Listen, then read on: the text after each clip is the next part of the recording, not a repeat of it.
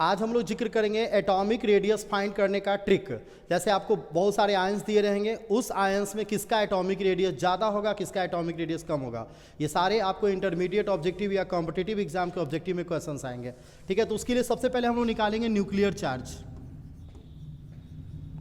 Nuclear charge जिसको हिंदी में कहते हैं नाभिकीय आवेश। नाभिकीय आवेश, इसका फॉर्मूला होता है Z/E। जैसे जैसे न्यूक्लियर चार्ज बढ़ेगा एटॉमिक रेडियस छोटा होता जाता है। यानी अगर हम यूँ कह लें कि जिसका न्यूक्लियर चार्ज ज़्यादा आएगा उसका एटॉमिक रेडियस कम आएगा।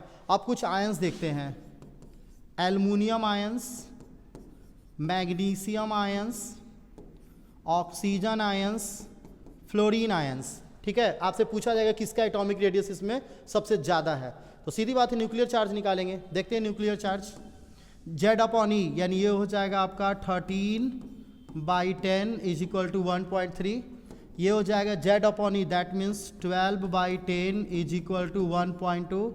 ये भी है उसी तरह से Z/E के अकॉर्डिंग हो जाएगा आपका 8/10 = 0.8।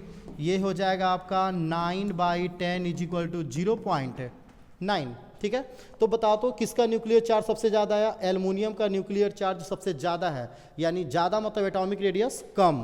तो सबसे कम एटॉमिक रेडियस किसका होगा, एल्युमिनियम आयंस का होगा। ठीक है, इसके बाद किसका होगा, ज़्यादा कौन है, मैग्नीशियम, तो इसका फिर हो जाएगा एटॉमिक रेडियस। ठीक है, उसके बाद इन दोनों में ज़्यादा ये है तो फिर कौन हो जाएगा, फ्लोरीन। और सबसे कम किसका है, ऑक्सीजन का, तो फिर हो जाएगा ये। यानी जिसका न्यूक्लियर चार्ज कम उसका एटॉमिक रेडियस ज़्यादा। तो सबसे ज़्यादा एटॉमिक रेडियस किसका होगा, ऑक्सीजन का।